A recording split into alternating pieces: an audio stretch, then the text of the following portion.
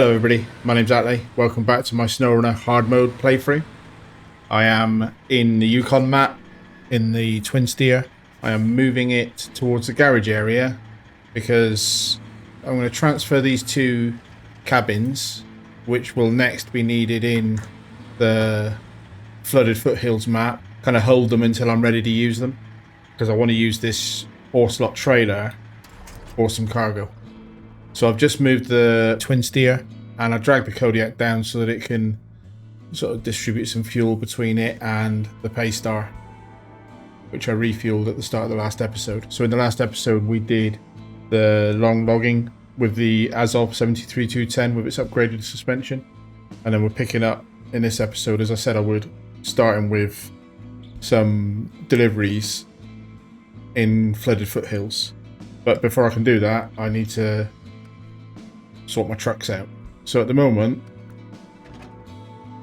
the Tatra Force is up at this location because I used it to get the Azov back on its wheels after I tipped it over trying to reverse the log trailer.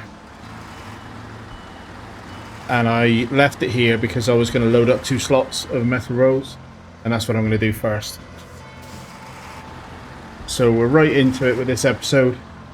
Load up 2 slots of metal rolls, and then we'll move down. I thought about doing bricks because what's left, there's only one lot of bricks left here, and I do need bricks on the other map, but I think that metal rolls is the main thing I need most. So there are 7 left, and I'm going to get 2 of them loaded up now onto loading platform, and then train mode, legs down. Let's get these loaded up real quick. Put some lights on. Doesn't improve it a lot, but it improves it a bit. So basic plan for this episode is going to be to use the Tatra Force because it's got 6 slots of cargo between its 2-slot bed and that 4-slot ramp trailer. I think the Tatra Force gives me more cargo options.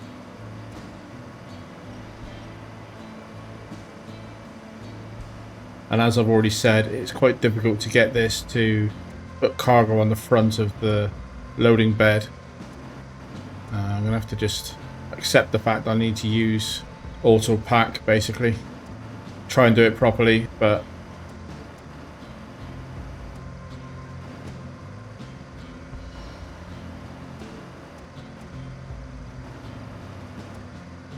there we go. That's actually closer than I've ever managed to get it.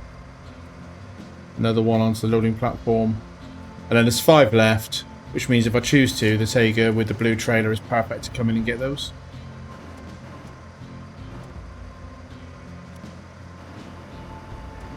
Oh, I could carry 3, right? That bed could do it.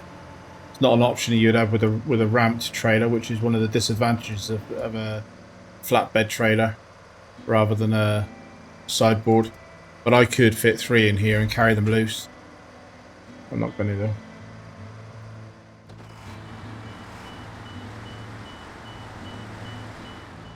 And I'm using the Tatra Force for this just because I've got loads of good truck options, but I think that this is a pretty solid 6-slot with a better crane. This has got the new Factor still. I love driving it. It's a great truck. The Azov with its race suspension is also a great truck, but this is the one I choose. It is in all-wheel drive at the moment because it doesn't like going through this stuff without it. So I had some comments, which I do agree with, but I had some comments saying, well, use diff lock more on its own and only use all-wheel drive when you need it, because that's way more fuel efficient. So I am going to try doing that when I'm happy to sit in low ratio, which isn't too bad with the off-road gearbox, but like now, that is low 2 with the diff lock on. As soon as I put all-wheel drive on, off it goes. But I am going to try and be a little bit more active with turning the all-wheel drive on and off when it's not needed.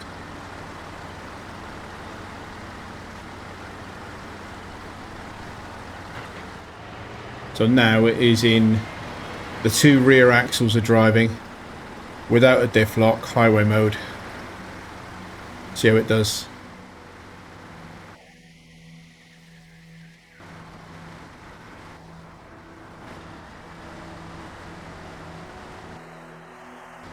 This is quite a steep climb. See how this does without all-wheel drive.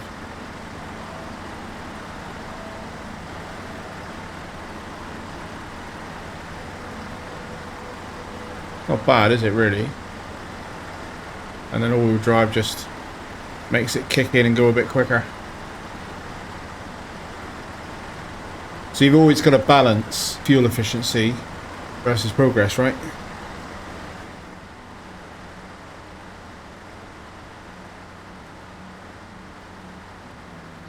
Good enough bit of road to get it into the auto box, because it'll cruise along in fifth quite happily. This is using the advanced special gearbox.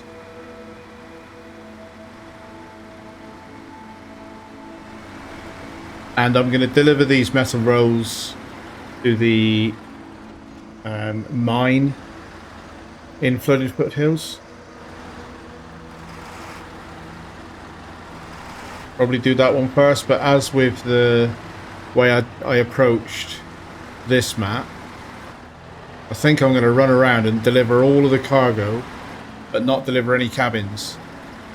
And I hope that aligns with what people said about for the conveyors. When you complete them, they can close off certain travel routes for you. So doing the cabins last will keep all of the kind of grindy bit of running around with lots of materials. I'll have full access to every route on the map, and then when I do the cabins, if I do them in the right order, I shouldn't box myself out of any attractive routes. That's the theory anyway.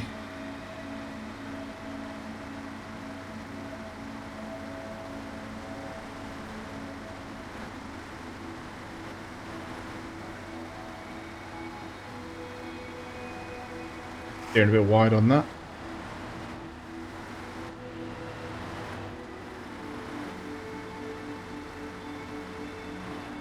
Know what you're thinking? There's too many trucks in the way. Let's just tidy this up a little bit. Let's move my logging rig over here by the trailer stores. And then change into the Kodiak. She's got a little bit of fuel, but not much. I'm just going to use the Kodiak and pack this cargo. And I may end up taking the Kodiak into flooded Foothills with some fuel.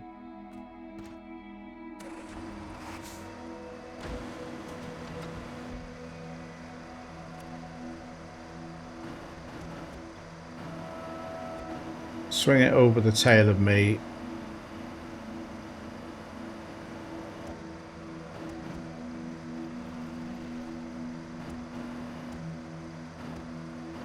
Should pack, I think. And then the force is going to go up to the warehouse where in the last episode we delivered some logs, because there's some metal rolls up there and I want to pick them up basically. I'll check the map first to make sure, but I'm pretty sure that's what I planned a few episodes ago. I'm just making sure my memory isn't defective.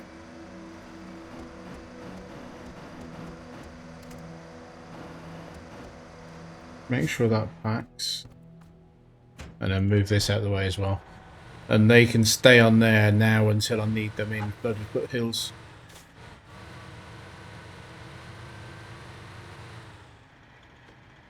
Then we're into the detach force, store its crane, and head on up. Now, I was thinking about tyres, but if I'm going to deliver these up to the gold mine, there's quite an icy climb to get up there, so I think I'm going to leave the chains on for now. I wanted to stick...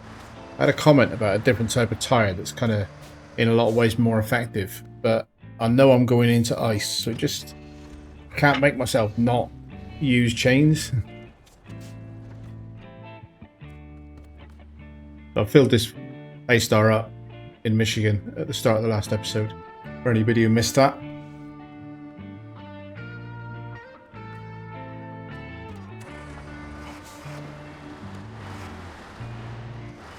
So we're going to hook up this trailer. We're going up there with 2 cargo. Maybe I would be better off leaving those cargo down here, wouldn't I? Because then I can bring an extra 2 back down.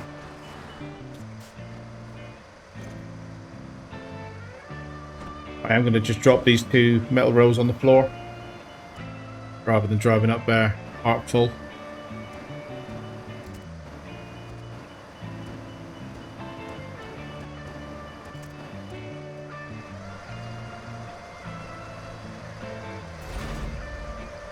Right.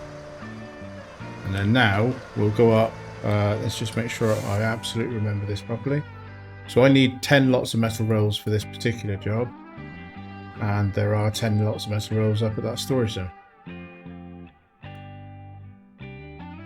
Anything else in that storage zone? Just metal rolls. Okay. I could just about get away with carrying 7. So I could put 3 loose in the sideboard bed, 4 packed on the trailer.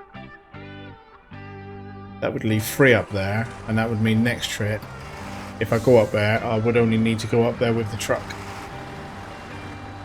Bit cheeky. That's the way I roll, right?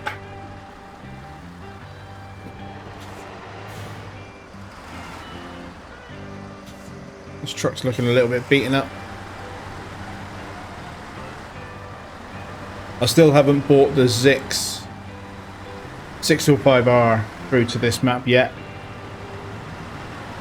I think I probably will, but I don't need it. If I bring it, it'll be because I want to play with it rather than because it's going to be massively useful.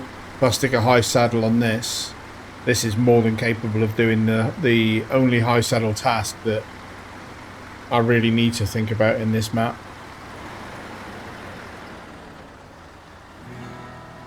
So yeah, if I bring the Zix through, it'll be for a bit of fun rather than because I need it. I did think it would be a pretty solid choice for the 2 contests on flooded foothills, because they're in a wet, deep water, very muddy area. So it might not be as fast as maybe a Scout in terms of overall top end speed, but it might make better progress for the contest than trying to do it in a Scout that's just going to get bogged down. Or in the case of the Tatterin drowned. So yeah, I'm kind of justifying it to myself, but I might bring it through just for that.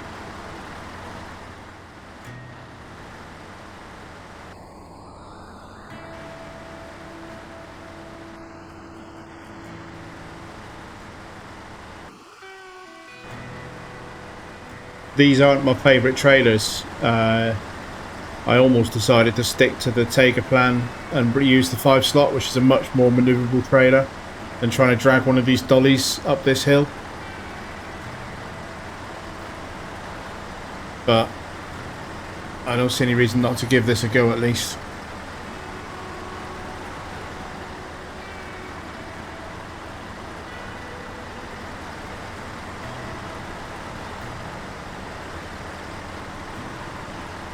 But this climb is why I was thinking of putting those other tyres that had been recommended. I think it was at OHS 1s or maybe 2s. I'll have to look up the comment again.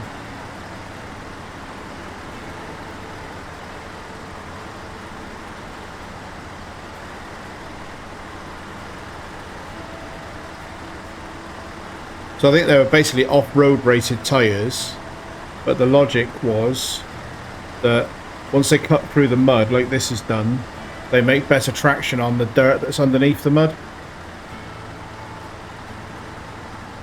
But yeah, because in flooded foothills I know I've got to climb a fairly steep icy asphalt road, which we previously went up to the logging camp, I just thought I might be better off sticking to chains. Let's stick diff lock on. So I am now all-wheel drive and diff lock for that climb.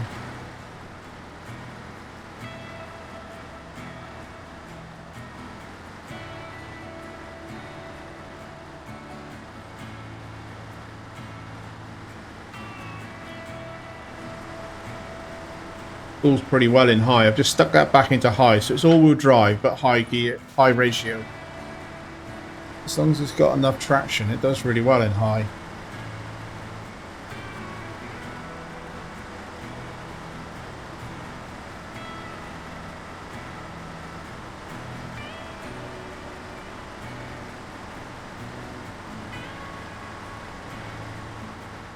So I just had a quick rehydration drink there while I was driving. And I let it out any noise that might have come through on the microphone, but my thought was, my little sim rig, I need to put myself a cup holder on. I need to maybe bust out the 3D printer and design myself a little cup holder so that I can have a easier access to my water bottle while I'm driving. Turn it into a comfy little dashboard then.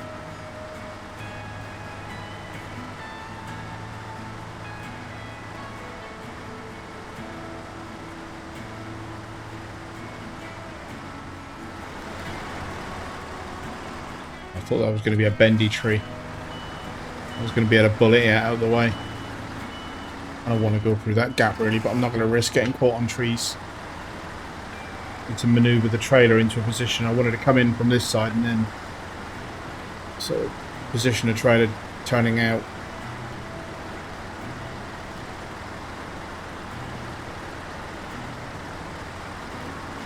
Because there's no way I'm reversing it in there, right? No chance. Right. Just back it up a little bit.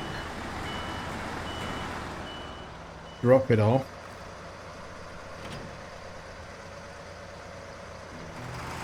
Just a bit of daylight. Get myself back in a little bit. Steering wheel is hard work. I like it. I haven't turned down the force sort of strength of the wheel on it. Nasty bit of mud.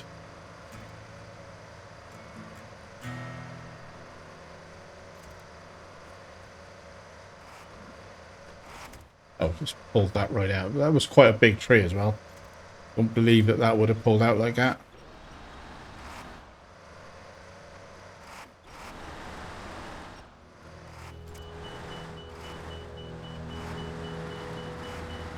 There we go.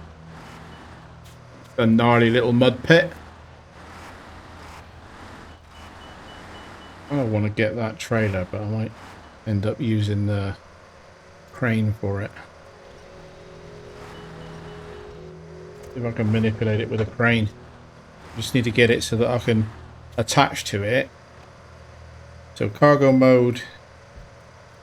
It'll take a little while, so I'll be time-lapsing this up, but let's just get that trailer moved into the right position first. I want it so I can load it and then attach to it and pull it forwards.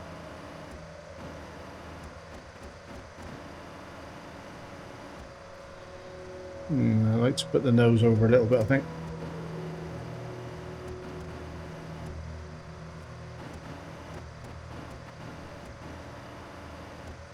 That should do. Should be able to reach to load that. That looks alright to me.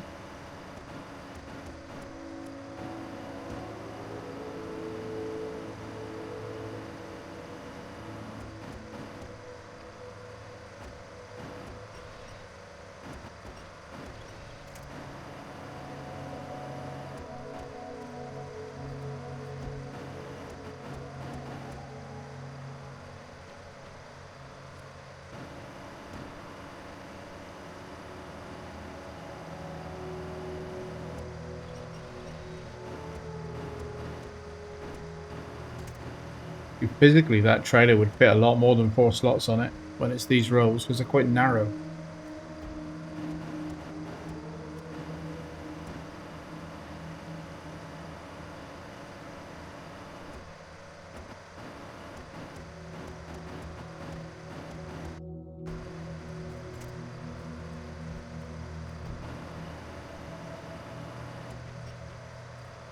That's done the thing. Sometimes it gets itself into a state where you're in the crane, but it thinks you're trying to winch. And then when you're out of the crane, it thinks you're trying to attach the crane winch rather than the truck. It does get itself in a weird state sometimes. So thinking about it, I don't think I am gonna put 3 in the back, because if I do, to do that I would have to pack the trailer now, and I can't be bothered with that.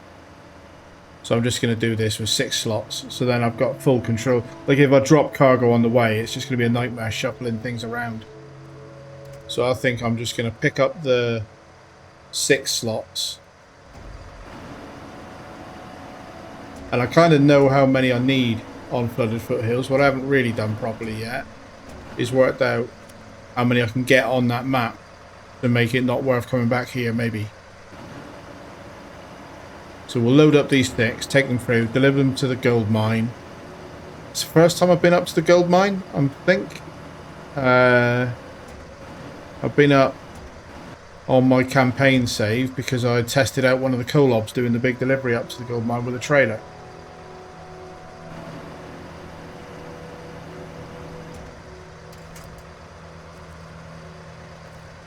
Install the crane, pack the cargo, unpack it so I can pack a trailer.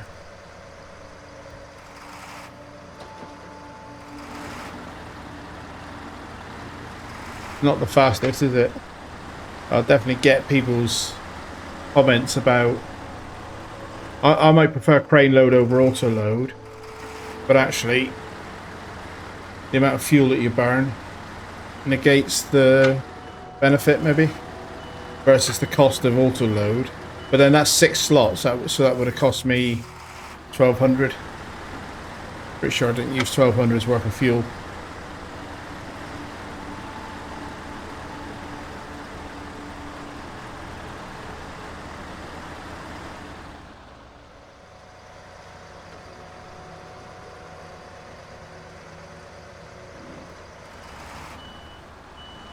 Somebody needs to come up here with some slabs in front of this loading zone.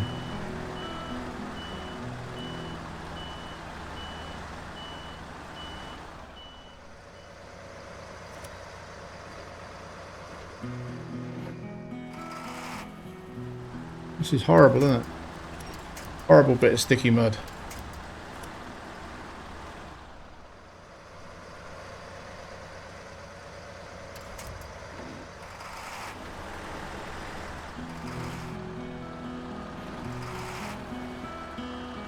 The slight problem is I don't want to winch the trailer because I haven't packed the cargo yet.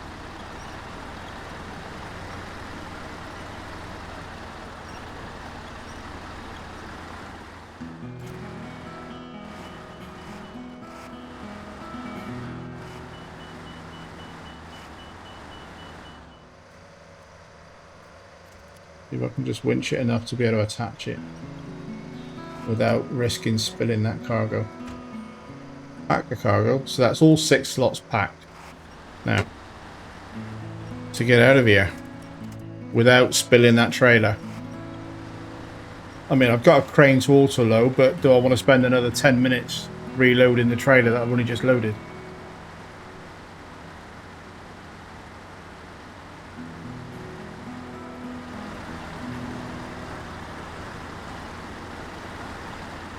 So this is in low, high, diff lock and all-wheel drive all on.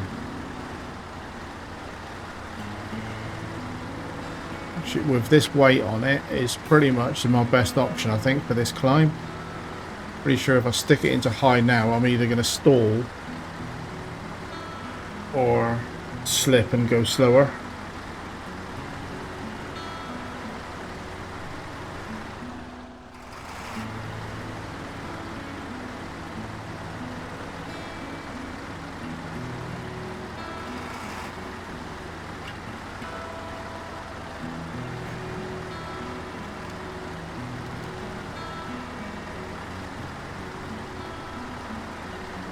So all of these metal rolls are destined for the gold mine. So our job now, back to the garage, top up my fuel again, and then through the gateway into flooded foothills and up to the gold mine for the first time on this series. And at the moment I only know one route to the gold mine. I need to work out whether there are other routes to get there from like the top end of the map without driving all the way around to the bottom near the gateway and back up the icy hill. I need to find out other routes to get to the gold mine.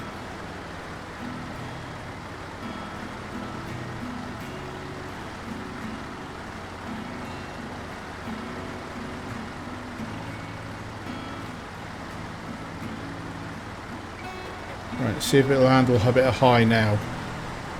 Now that I'm over the hill. More ways than one.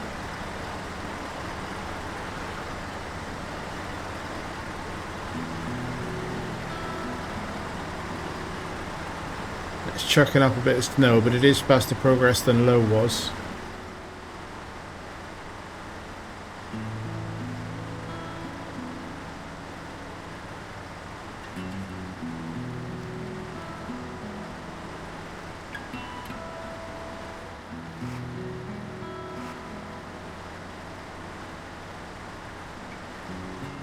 Oh, engine stalling because the trailer is caught on a tree.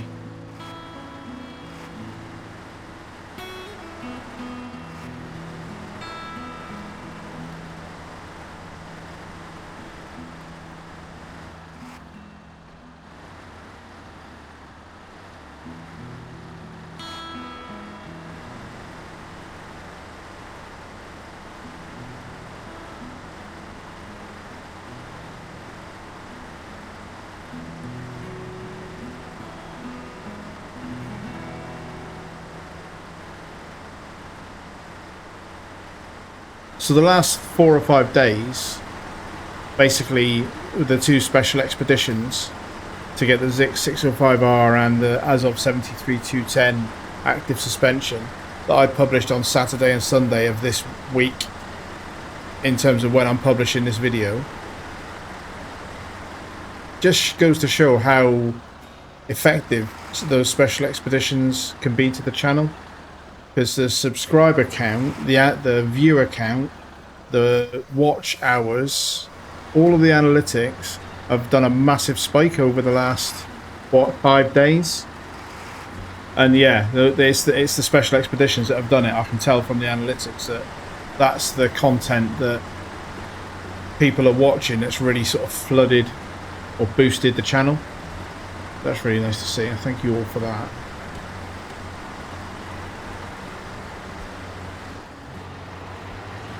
I said I was going to go to the garage. I do want to get fuel, but I think I might get the Kodiak to shuttle it to me rather than taking this trailer in there.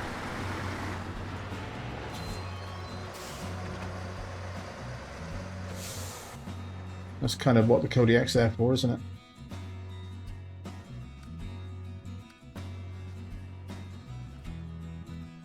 So let's just do a little bit of fuel shenanigans.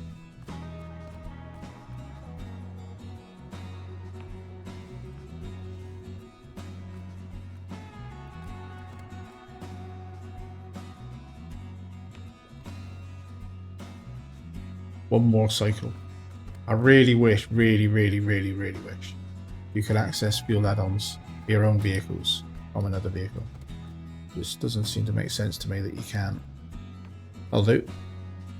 And then we'll take the Kodiak around, meet the Force, fill it up, and then we'll leave the Kodiak there so that basically you can do a drive-by without doing the detour into the garage.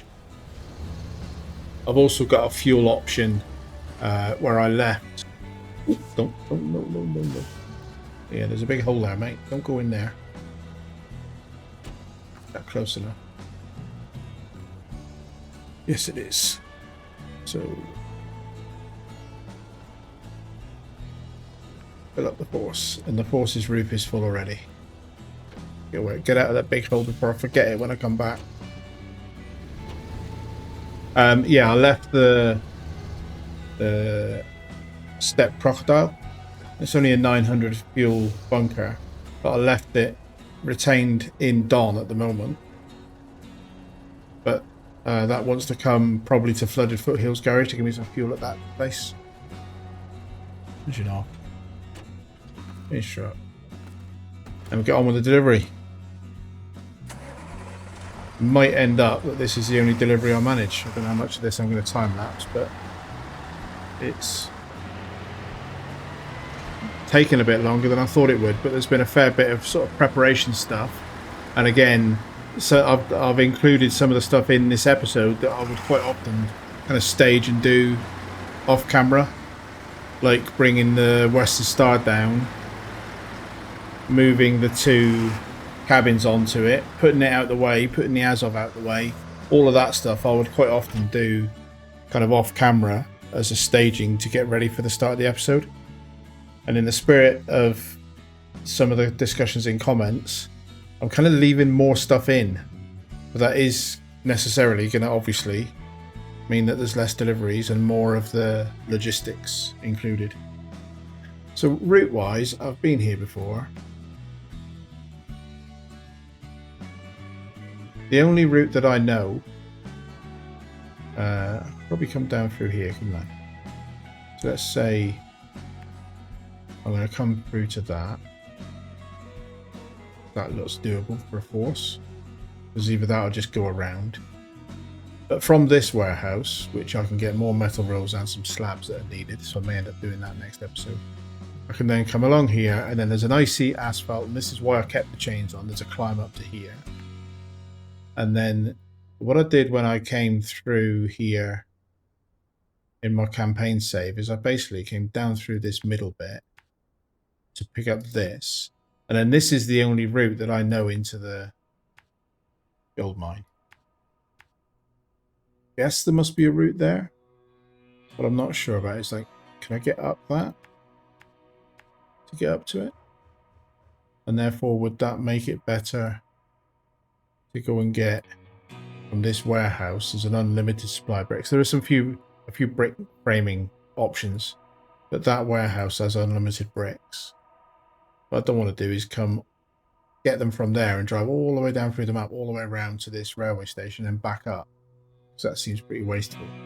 So I'm going to be exploring whether I can get across and up to the gold mine from this side. That does kind of look like a route, but it's a bit of a brutish route, isn't it? Maybe I'll try going down that way just to explore.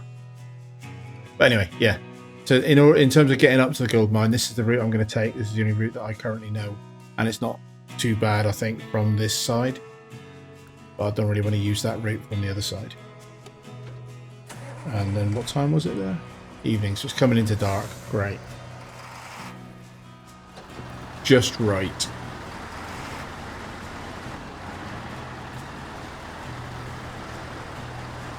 So let's put this into diff lock.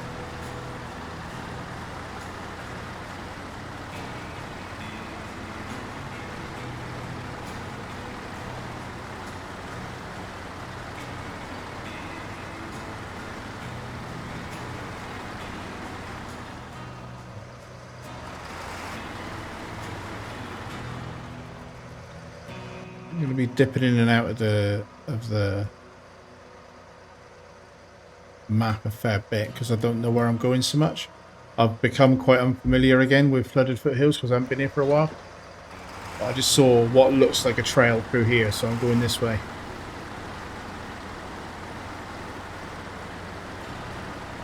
I'm just going to stick this into all-wheel drive because I can make faster progress. I get the argument about fuel efficiency, but progress is also important. Progress is fuel efficiency, right? It's no good using less litres per minute if it takes so many more minutes that you end up burning more fuel. If that makes sense. That's the equation that's running in my head at the minute, and I think at the moment high all-wheel drive is more fuel efficient than low with diff lock.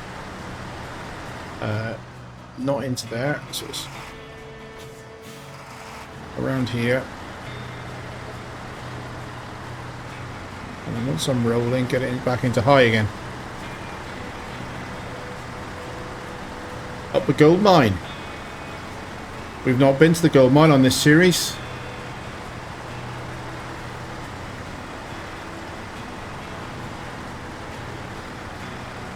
The next episode I'll come back down to this warehouse and pick up like slabs and maybe those couple of metal rolls that are left.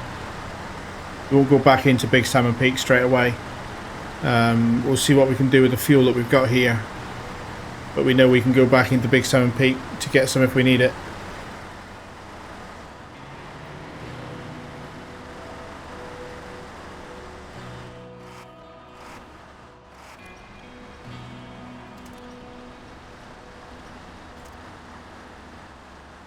Therein lies the trial, right? So mud tyres would be better here. But right at that waypoint ahead of me, it turns into icy asphalt. And I'm less confident about muds. I may need to caterpillar a little bit. Get myself moving without the trailer. Get that winch to help me bring my back end around.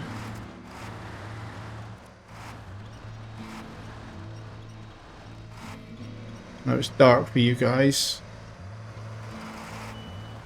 If I wasn't already this far into a season, I would have considered, like if I was starting over right now with what's coming in phase 8, I would consider recreating the 4 elements of hard mode in New Game Plus.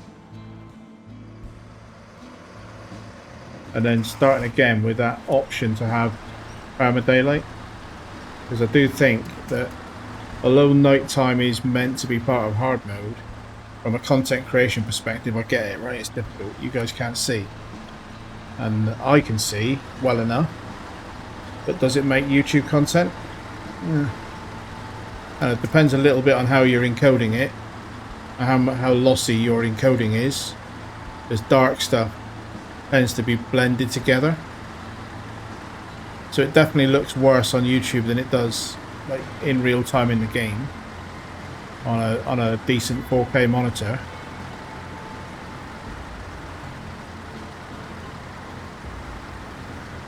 Alright, so far this is mud. Where does the asphalt start then? Oh, it's there, I can see it.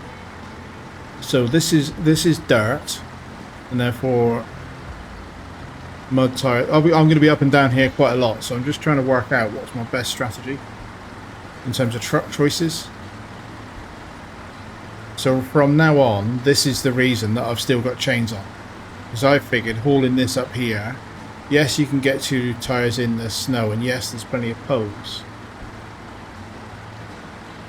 but I'm just not confident of coming up here with muds on.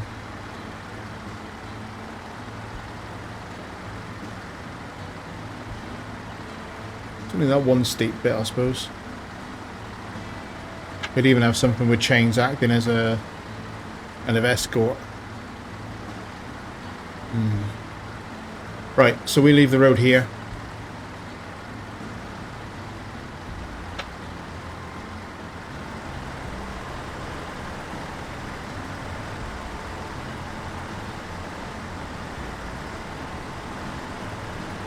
What if, yeah, it's the two slots in the bed that's the challenge.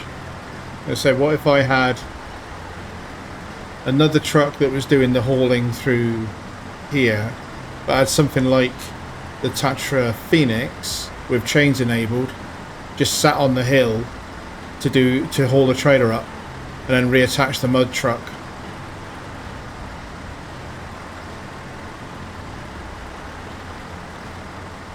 Because we already know that, especially with these tyres, mud is this force's weakness.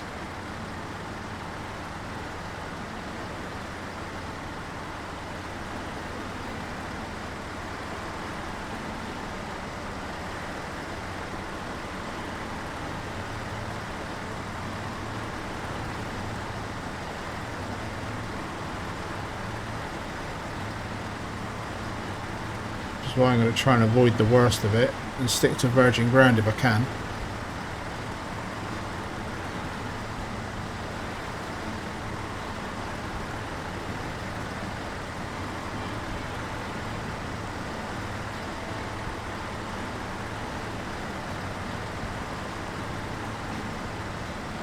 Plenty of trees. Nice thing of the devs to do.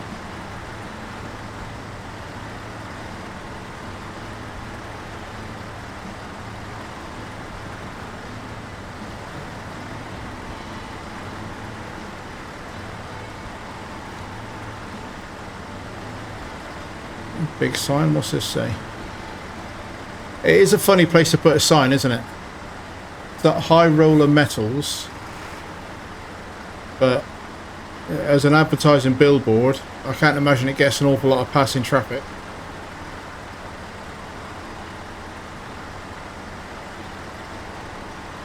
In the real world, it's probably the same, like 20 or 30 drivers that drive past the same sign every day on their way to and fro their shift.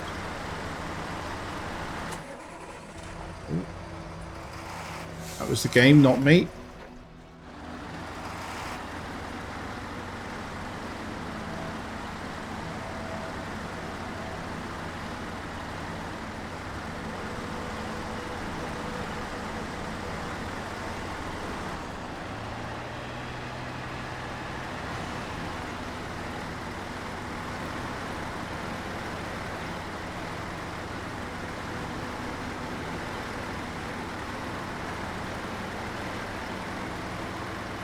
So I've not been up here in this save before, and I've only been up here once in my campaign save, so I'm not really familiar.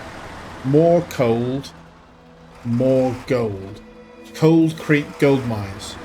More cold, more gold. Is cold gold better than warm gold? What's that advertising trying to tell me? Hey, more cold beer, definitely a good idea. More cold gold? Dunno.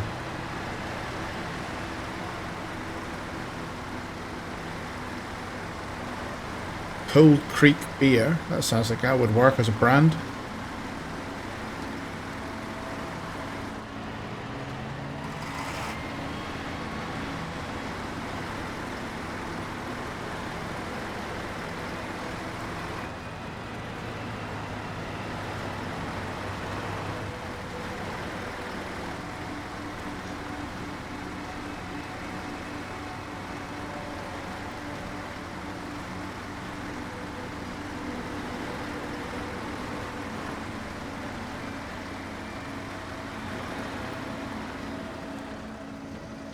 There we go, into the gold mine.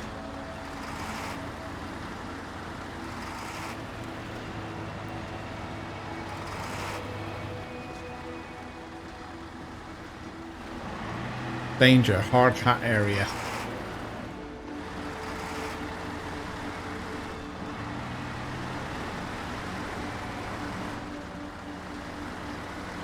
Update markers everywhere for the cargo you need.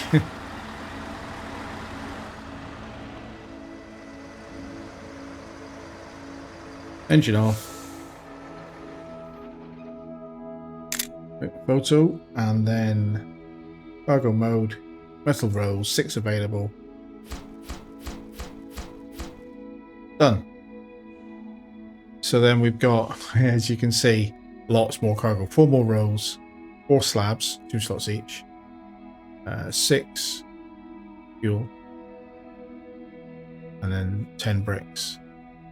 So quite a lot more cargo to bring in, and we will continue with that in the next episode.